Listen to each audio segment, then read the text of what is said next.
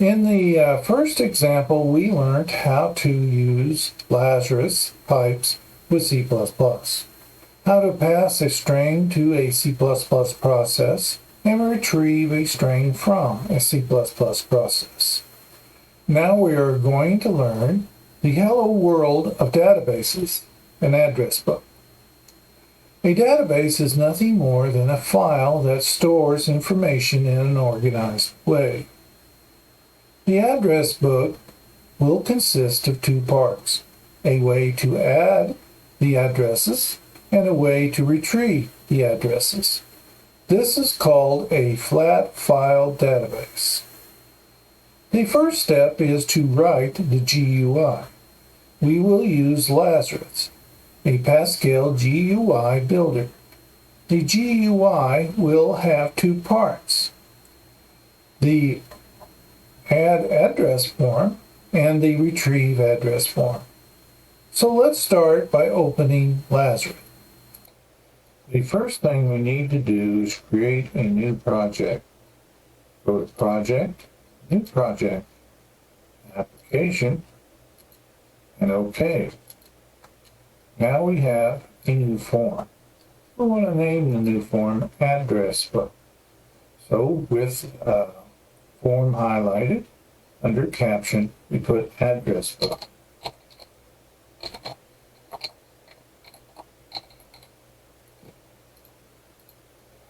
Then press F12 to bring the form back up. All of the things that need to be put on the form is under the Standard tab. That's buttons, labels, and edit boxes. So we want our form to look like this. It has 3 labels, 3 text boxes, and 4 buttons. So pause the video and create this. Now that we've created our first form, we want to create the second. We do this by going up where it says New Form, and then we want this new form to look like this. It has 1 label, 4 edit boxes, and 3 buttons. The name of it's Search. So you want to pause your video and create this form. Now that we've created 2 forms, we want to save our work. Go up here where it says Save All. Click on that. It'll ask us where we want to save it. So go to your wherever you save your Lazarus programs and create a new directory called AddressBook.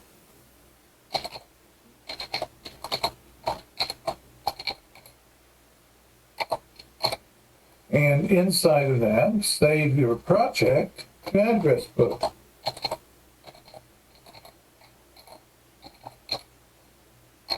And save your first unit file to the same directory, and your second one to the same directory. Now you've saved your project. Now that you've created both of your forms, we need to add a header to the first one. So click on the first unit, press F12, and then right after the last header, put a comma, press enter, and then put process. And this will add the process header to your file. Then we want to go down to where it says Form 1 in quotations and put uses unit 2. This will make the first form aware that there is a second form. And now we want to click on Unit 2 and press F12. And in Unit 2, we want to add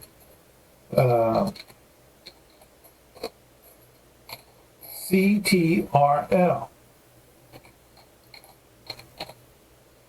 This will add this functionality to this particular form. And then save the whole thing.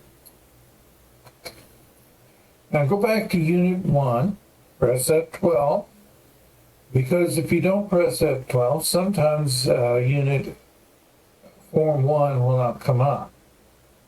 This will make sure it does.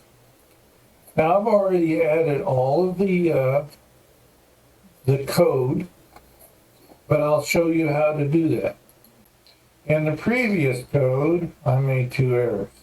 One is I forgot to add the semicolon after Unit 2. And in Unit 2, I forgot to add a constant. So above where it says variable, type in the word CONST, which stands for constant.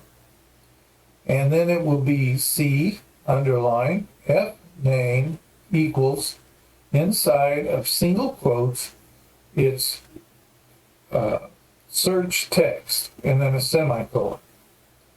Now go back to the first function, press F12 if you need to.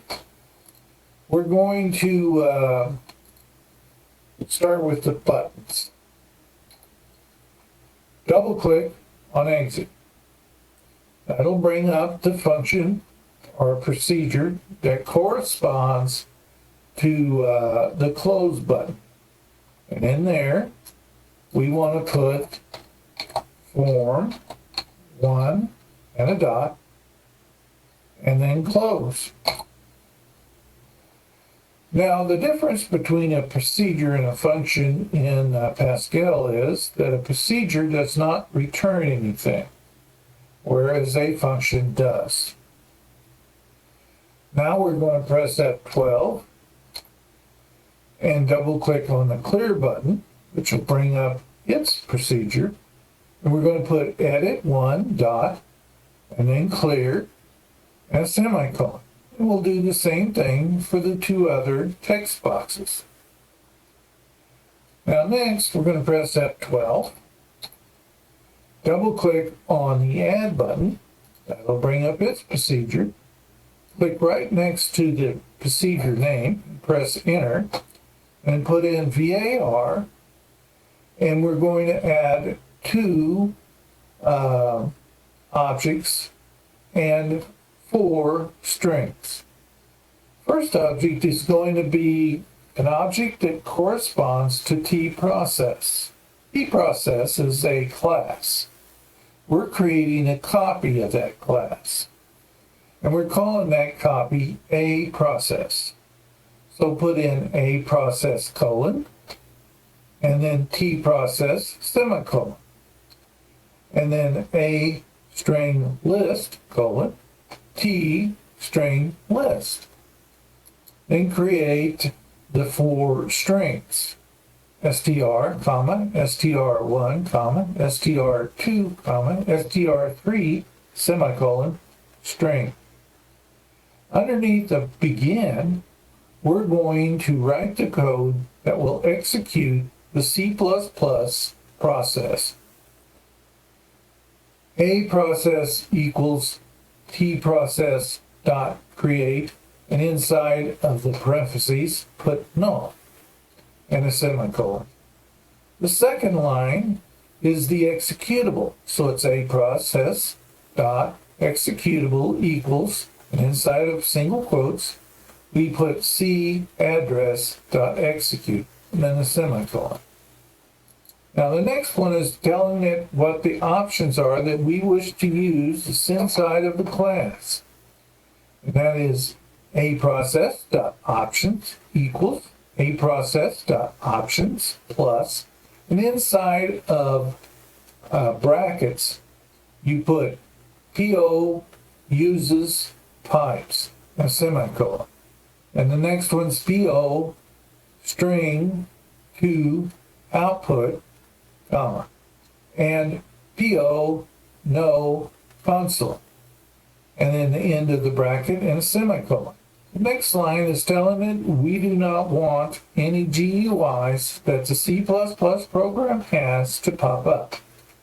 So that's a process dot show window equals, that's a colon with an equal sign, show none. And last, we're going to execute this C++ process. Next, we're going to have string1 equals edit1 text. And we'll do the same for the other two. Down here, we're going to add all of the strings into one string.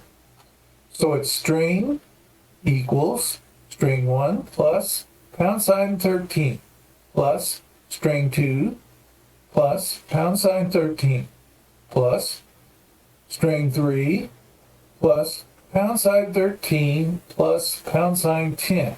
Now what this does is the #13 is the same as in the old movies when a guy would, on a typewriter, would move the carriage return from one side to the other.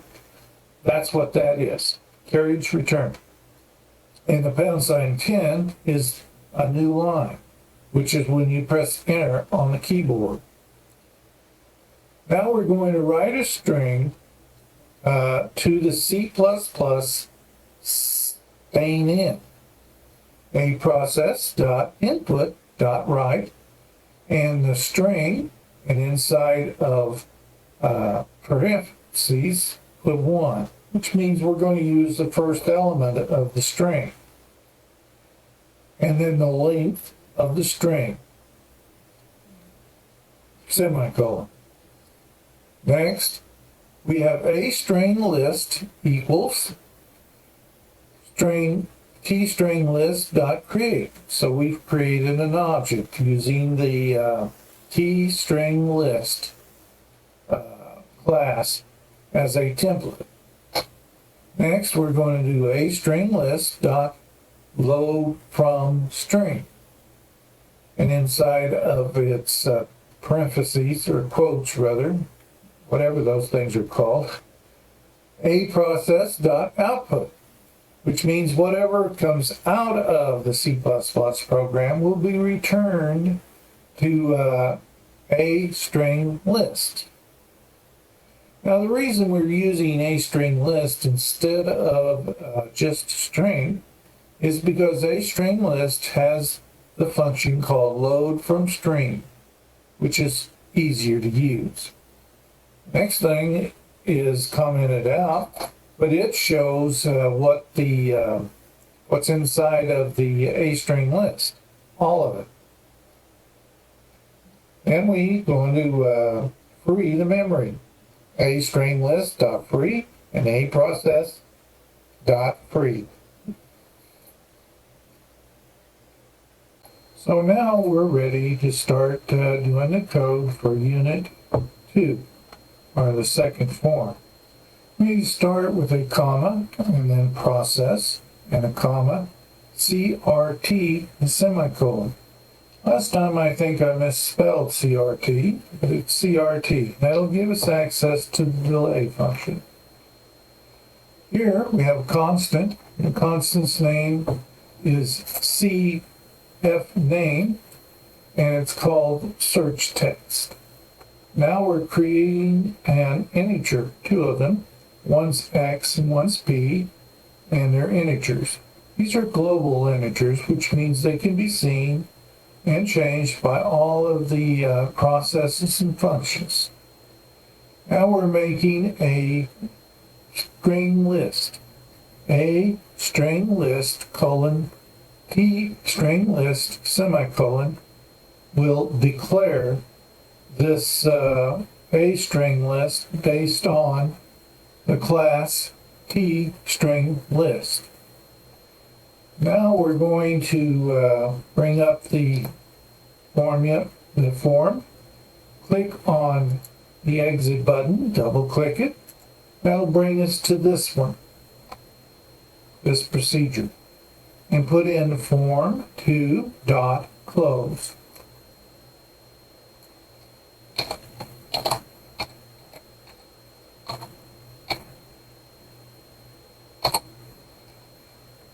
Next, we're going to do a new one. It's called Form Activate.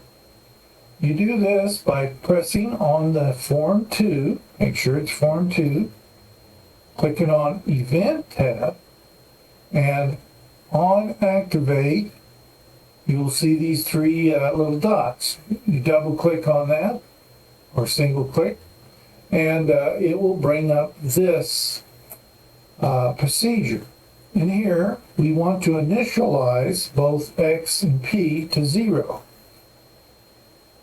And we want to create an object based on the T string list class called a string list. And this is how you do it. A string list equals T string list.create. Now we want to de-allocate this memory that we've allocated. So we go down to on close, click it, and the three dots, and you're here. Now all you really need in here to de-allocate this is a string list.free semicolon. Now this will de-allocate the memory. These two things down here, close action equals CA free, and form 2 dot equals null, are not necessary in our program. It won't be necessary in most of them. But once in a while, you'll need to close your action and your form because you have too many of them, and you need to do it during some other process. That's how that one's done. Now, next, we press on the search button, which in my case is button 3, and we'll bring up this one. Now in here, we're going to have 3 types of variables. Press right next to the semicolon, press enter, type in VAR, and the first variable is A process colon T process semicolon. Then there's a string, STR colon string semicolon, and one integer, we'll call it I, colon integer semicolon. Now this is exactly the same as the first one except for the name of the file that's being executed. So I go over to the first one, I copy this part, I bring it over here and paste it, then I just change this one line. So it says search.execute. Next we create, we fill the string with whatever's in the tEdit box. So press F12, go to the top box, make sure that you're using the edit box that they are. In this case, it's 4. So edit box text goes into string. Now the string equals string plus #13 plus #10. #13 is a carriage return. Remember what they used to do in those old movies when they moved the carriage on a typewriter back to the home position. And #10 is when you press the enter key on your keyboard. Now it says if the length of the string is less than 4, then begin, every begin has to have an end, show message too short, semicolon, and abort, semicolon. Abort will move you out of this function altogether. Now the next one is a process.input.write, and inside of the quote, the comma deals or whatever they are, you go string and the first element, which is inside of brackets, comma, the length of the string. Now here there's only one element in a string, and that's the first element. So why aren't we using a string here instead of a string element?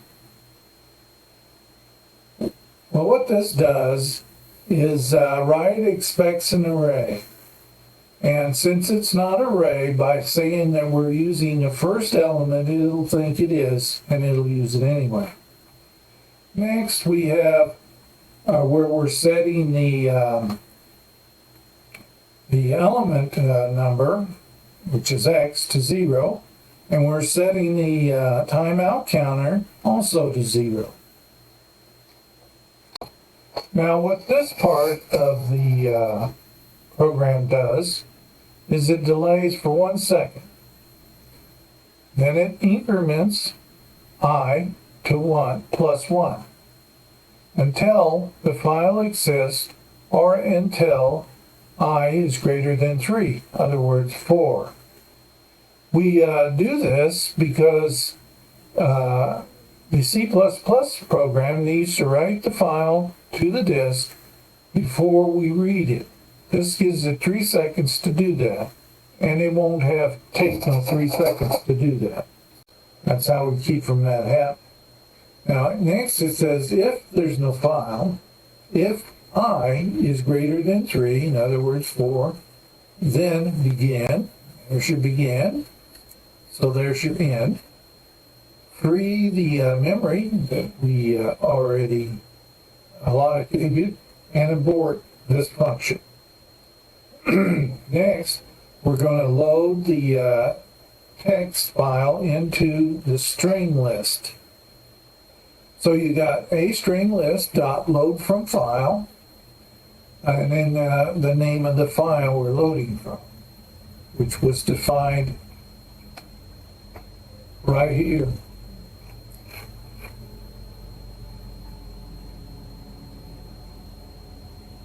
Now, if the string list count is less than 1, in other words 0, then show that the file is empty. Now, if you notice, there is no beginning, so there doesn't have to be an end. But you can only do this if there's one function that's going to be used. Next, we free the memory, and then we press the button that says next. The way we find out what the button is next, we press that, we click on the button, it tells us right over here. In my case, it's button 1. In your case, it may be a different button. If it's a different button, then put the number that corresponds to whichever button it is. This is how you press another button on your form. Now, next button is next. So press your F12, double click on your next, it'll bring up your next button. And then we're going to jump out of the procedure if we're out of bounds. In other words, we're trying to read more memory than we actually have. So this doesn't happen very often, but it does happen. So if a string list count is equal to or less than X, then abort. Now, you remember that X is global, and it was initialized to 0.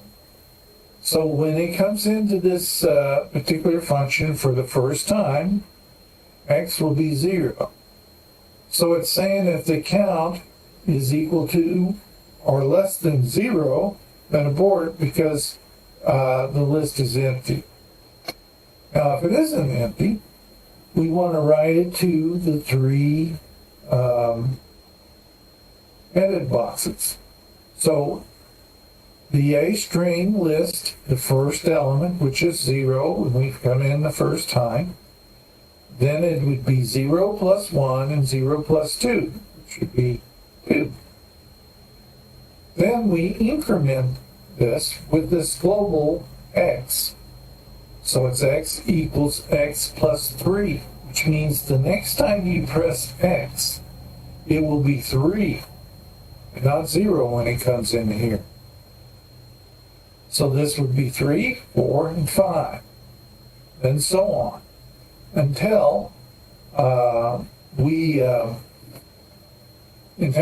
up with the x being less than or equal to the count, which means if the count's 3 and the x is 4, then that's not going to work. Well, anyway, that's how that works. Now the video has become too long, so we're going to have to make this in 2 parts. So the next part will be the C++ part of this program.